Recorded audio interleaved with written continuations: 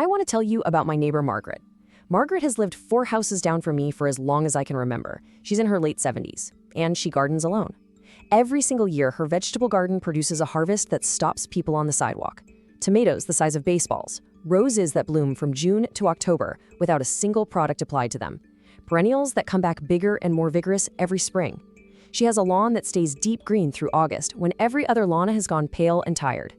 For years, I assumed Margaret simply spent more time in her garden, or maybe she just had better soil, or that she used something expensive.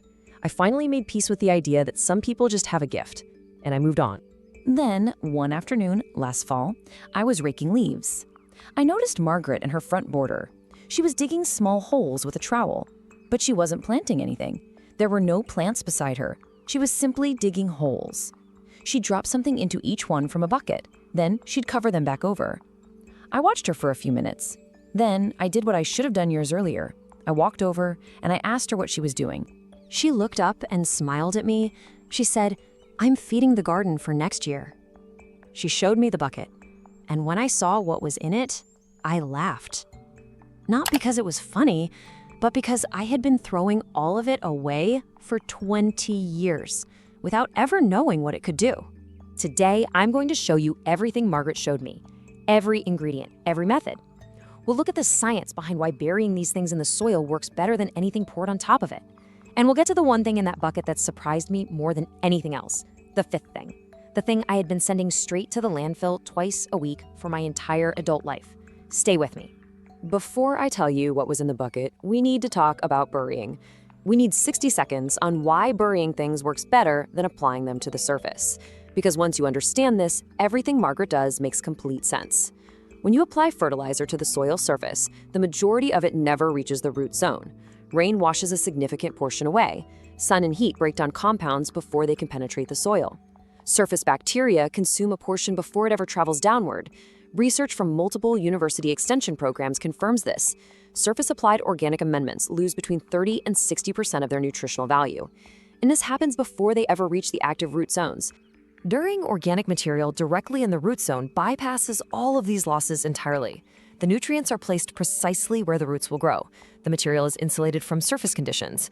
The soil biology immediately surrounding it is fed directly.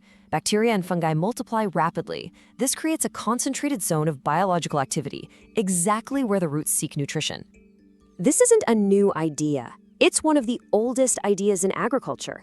Indigenous American growing traditions used this thousands of years ago. The Three Sisters companion planting method of the Haudenosaunee people involved burying fish beneath corn mounds. Modern soil science has completely confirmed this practice. It produces measurably richer and more biologically active soil than surface application. Margaret didn't invent this. She learned it from her own grandmother.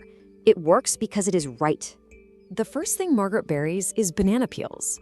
Now, this isn't a surprise. Every natural gardener has heard about banana peels as fertilizer. But what almost nobody does is bury them.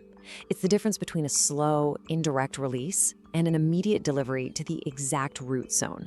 You feed exactly what you were trying to feed. Banana peels contain potassium, phosphorus, calcium, and magnesium. These concentrations make them one of the most nutritionally complete kitchen scraps available. Potassium governs flowering, fruiting, and cell strength. It's the nutrient roses need for abundant repeat blooming. It's what tomatoes need for fruit development, and it builds the strong cell walls that help perennials resist disease. Phosphorus supports root development directly. Calcium builds cell walls in fruit tissue, and it also prevents blossom end rot in tomatoes and peppers. When a peel is buried 6 to 8 inches deep, nutrients begin leaching within days. Decomposition is accelerated by the warmth and moisture of the buried soil. Margaret buries 2 to 3 peels beneath every planting hole in the fall. She does this again in early spring. She actually collects them through the winter in her freezer. Freezing breaks down the cell structure, which accelerates decomposition in the soil. Cut or tear the peels into smaller pieces before burying. This increases the surface area and speeds the whole process. Just make sure to bury them at least 6 inches deep. This places the material right within the active root zone. The second thing Margaret buries is crushed eggshells. She collects a whole year's worth of eggshells in a bowl on the counter. They're dried in a low oven, then they are crushed as finely as possible before being buried in the fall. This is the slowest acting amendment she uses. Eggshells take months to break down in the soil, and that's precisely why fall burial is the correct timing. By the following spring, the calcium carbonate has partially dissolved. This raises the pH slightly in acidic soils, and it delivers calcium directly to the root zone. Calcium is this single most important micronutrient for tomato growing. It's also one of the most overlooked. Blossom end rot is that dark, sunken patch at the base of a tomato. It's caused by calcium deficiency in the developing fruit. Now, it's usually not caused by a lack of calcium in the soil. The calcium is almost always there. The issue is the plant's inability to transport it consistently from the soil to the fruit. This happens when moisture supply is inconsistent. Burying calcium directly in the root zone shortens this transport distance. This is why fall-buried eggshells significantly reduce blossom end rot. For roses and perennials, calcium strengthens cell wall tissue. It improves resistance to fungal diseases that enter through weakened walls. There is a direct biological connection here. The calcium you bury in the fall creates the disease resistance you see the following summer. Crush the shells as finely as possible. A rolling pin, a food processor, or a mortar and pestle all work. The finer the particles, the faster they dissolve and release calcium. Bury a large handful beneath each planting position. Place them 6 to 8 inches deep in the fall. Or you can do this at least 4 weeks before spring planting.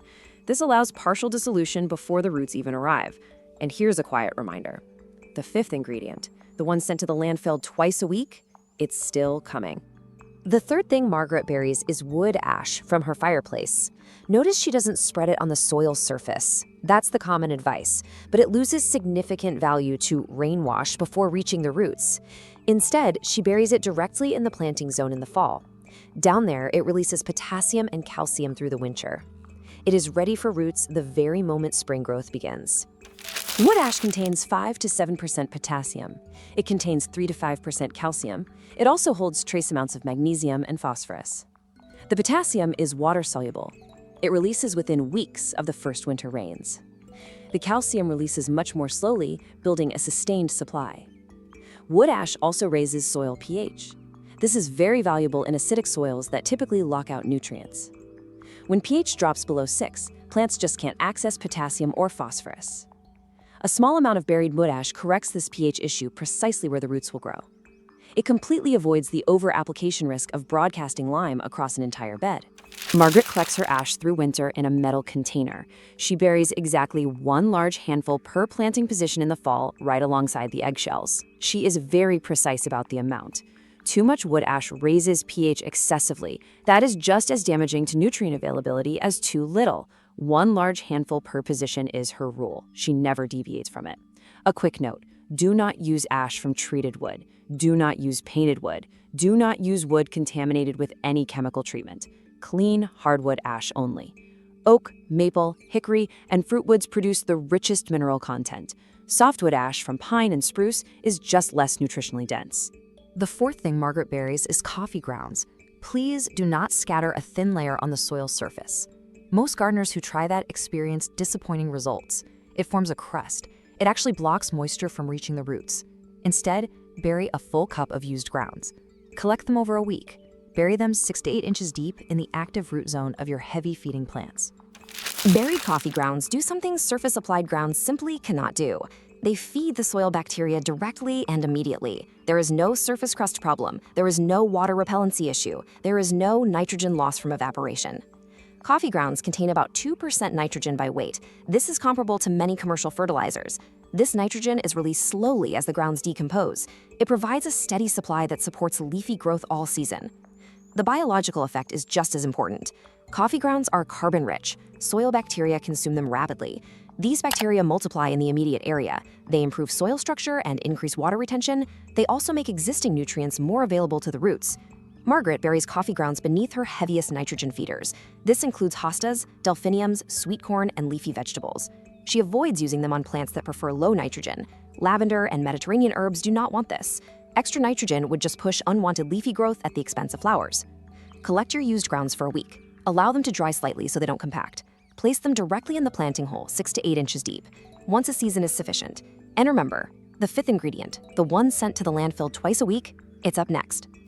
And now, the fifth thing. This is the one that stopped me completely. The thing I had been sending to the landfill twice a week for my entire adult life, without the faintest idea of what it could do for a garden. That thing is fish scraps, fish heads, fish bones, fish skin, and fish offcuts. These are the parts most households discard immediately after cooking. Margaret has a relationship with the fish counter at her local grocery store. She asks for the fish scraps they would otherwise throw away. They give them to her for free. She buries them in her garden in the fall. She places one small pile per planting position. They go 6 to 8 inches deep, and they are covered with at least 6 inches of firm soil. This practice is thousands of years old. Indigenous American farming traditions used whole fish. They often used menhaden, which is a small, oily fish. These were buried beneath corn mounds to fertilize the crop. The Pilgrims learned this practice from the Wampanoag people. It fed the early colonies through their first harvests on American soil. It wasn't superstition. It was applied soil science, understood intuitively.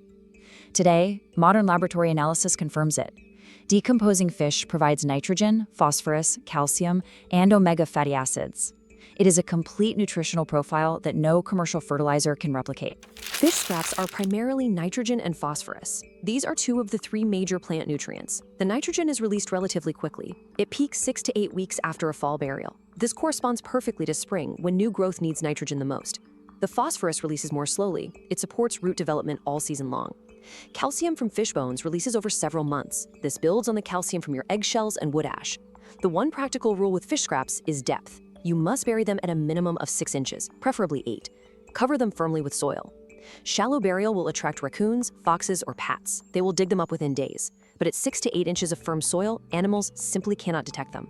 Margaret has gardened this way for 40 years without a single digging incident.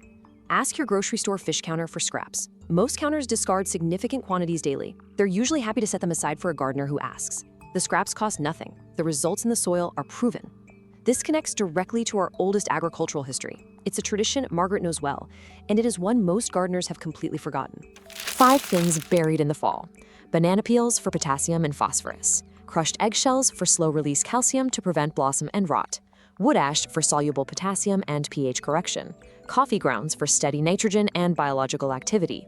And fish scraps, the oldest and most complete soil amendment in American history. Margaret buries all 5 in combination every fall. A planting hole for a new rose gets banana peels, it gets crushed eggshells, it gets a handful of wood ash, and it gets a small amount of fish scraps. These all go right in the bottom of the hole. An established tomato bed gets coffee grounds and banana peels in early spring. Then, in the fall, that same spot gets eggshells, wood ash, and fish scraps. This builds the soil through the winter for the next season. The investment is almost nothing. The materials are entirely free. The only requirement is collecting them instead of throwing them away. The resulting soil is dark and biologically alive. It's rich with the exact nutrients generations of gardening have depleted. This is why Margaret's garden looks the way it does. It's why it has thrived for 40 years. She didn't buy it, she built it, one buried handful at a time. If this explainer helped you, please give it a like. It helps reach more gardeners who are ready to stop buying what they can make for free. Subscribe so you never miss what is coming next, and leave a comment below. Tell me which of these 5 things you are going to start burying this fall.